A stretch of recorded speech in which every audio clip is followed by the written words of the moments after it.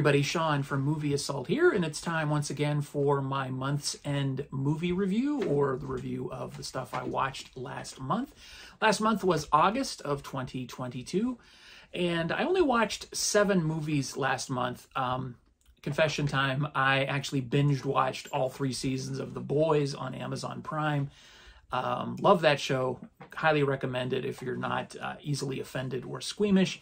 But it's a fantastic show, great dialogue, great writing, fantastic acting from everybody involved. So I rarely recommend TV stuff on this channel, but The Boys gets my highest recommendation. I'm hoping that season 4, which just started filming, is as good as the previous 3.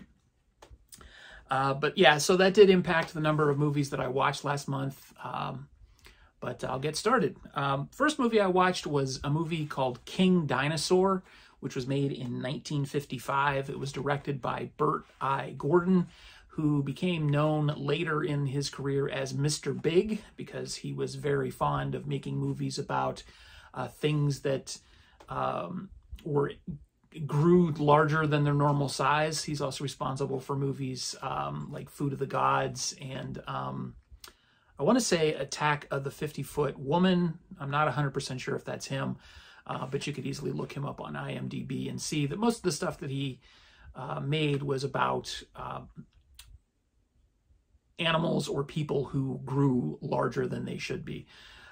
This was his first movie, King Dinosaur, and I guess you could say it's he established his trademarks very early. He was well renowned for cutting corners anytime he could, and this movie literally is 25% stock footage. So the beginning of the film is literally a narrator just talking over stock footage of Washington, D.C. and rockets and people flipping switches and stuff.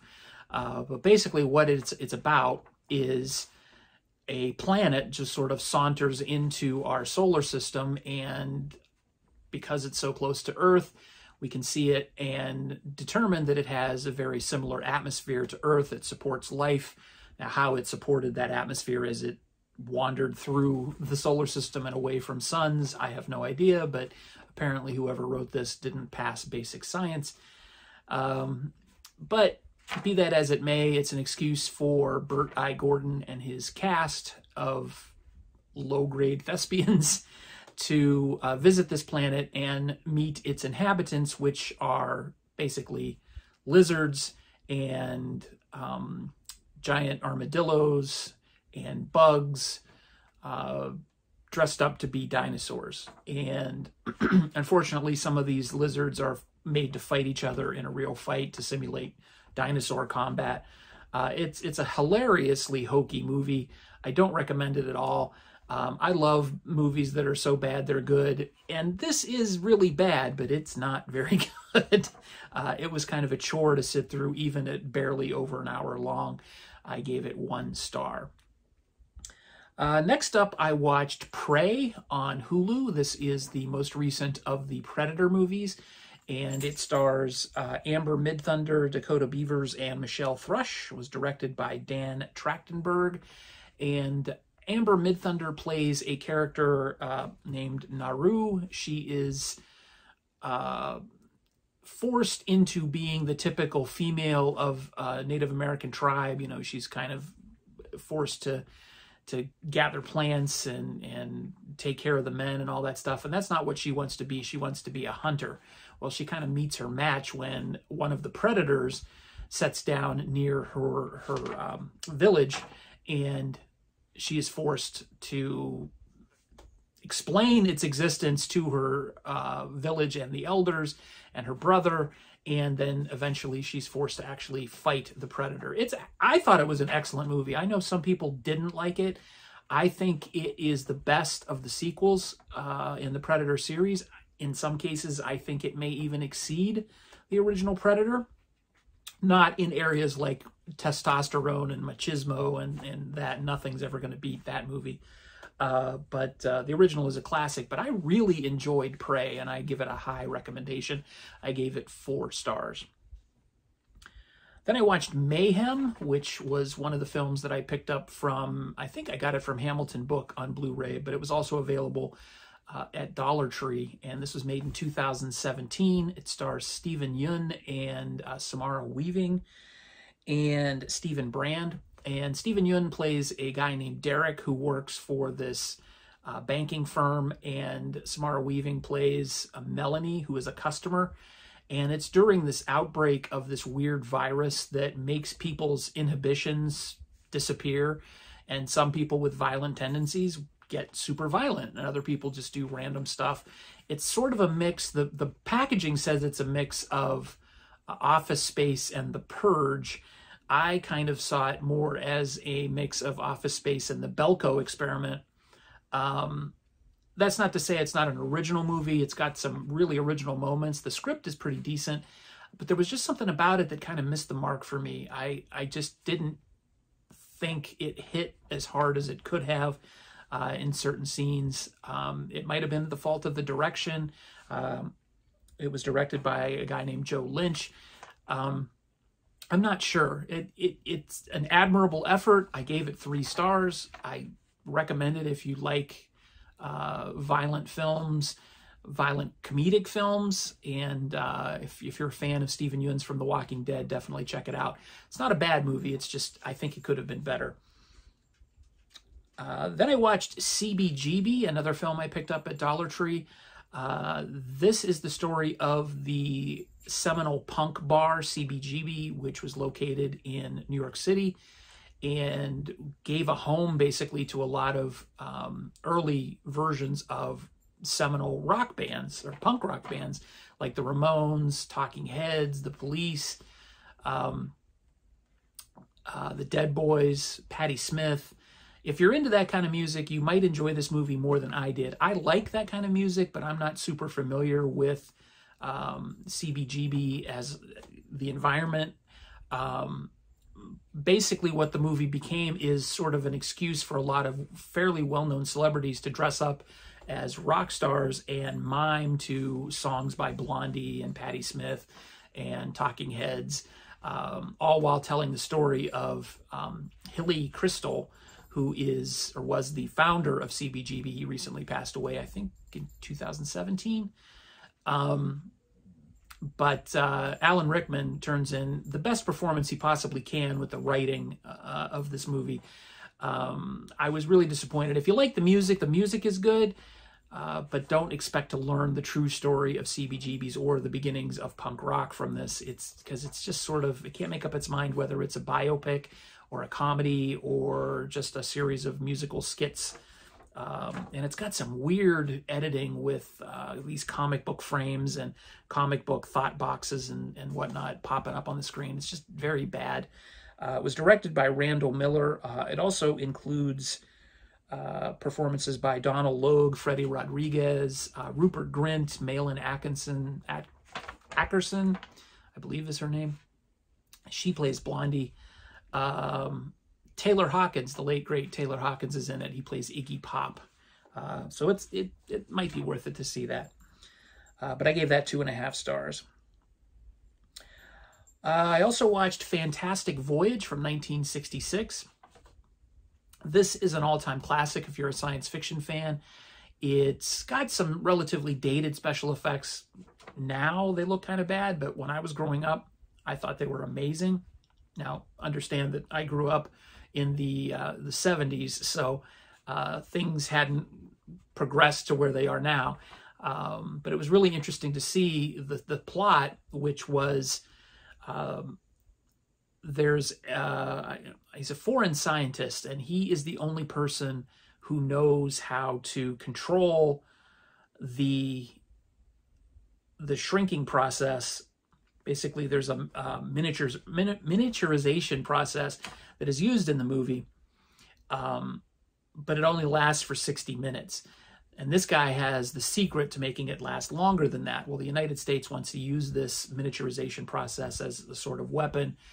The Russians apparently have the same miniaturization process. They've both got it figured out, but neither one of them can make it last longer than 60 minutes. Anyway, this guy knows the secret to that, but he's nearly assassinated before he can tell that secret to the United States. So to heal him, they inject a miniaturized submarine and its crew into his bloodstream, and they have to travel down his bloodstream to eradicate this tumor that has, or injury that is in his brain. It's a really, it's a hoot to watch. Like I said, the special effects are dated, but they're kind of inventive for their time.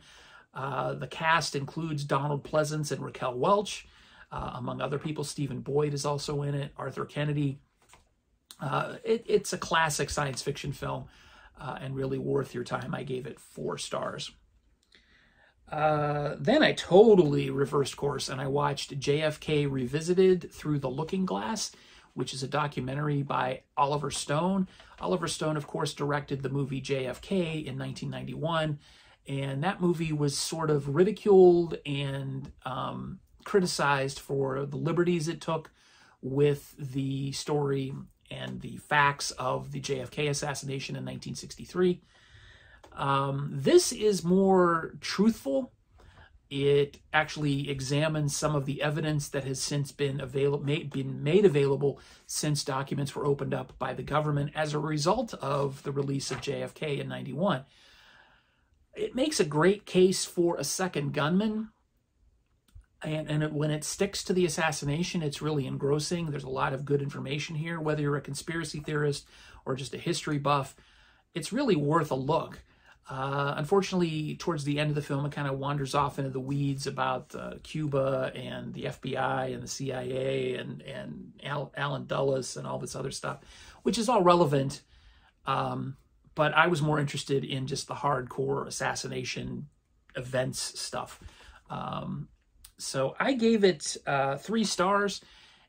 You know, definitely see it if you're somebody who's interested in the assassination of JFK and the events surrounding it. I highly recommend it for people who are into that stuff. Others who are not into that are probably not going to get anything out of the movie. And then last but not least, I watched The Black Phone, which was released theatrically this year, which was directed by Scott Derrickson, who is also responsible for The Exorcism of Emily Rose and Sinister, among other things.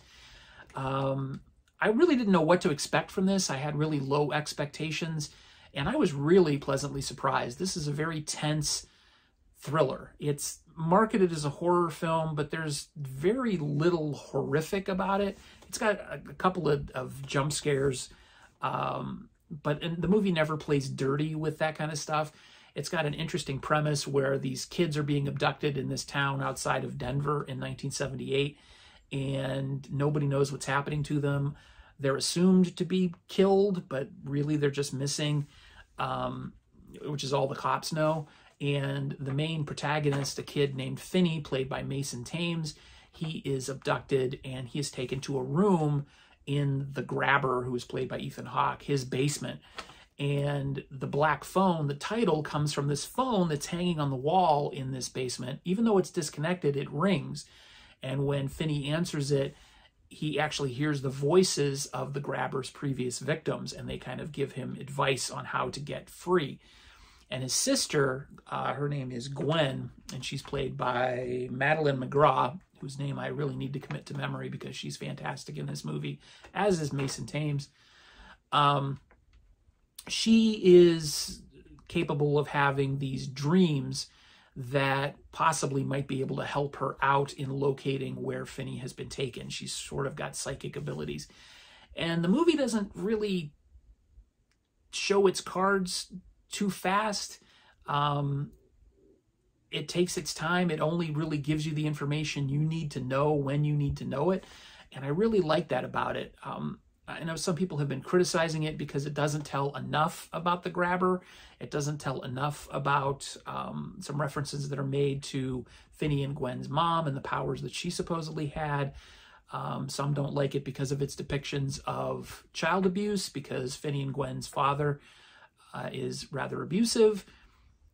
I thought, as somebody who grew up, like I said, in the 1970s, I thought this was really atmospheric. It was really a good recreation of that time and the feelings that were in the air. I mean, I walked to school by myself starting when I was 6 years old, and the only supervision we had were crossing guards every now and again along the way to school, and same thing on the way home.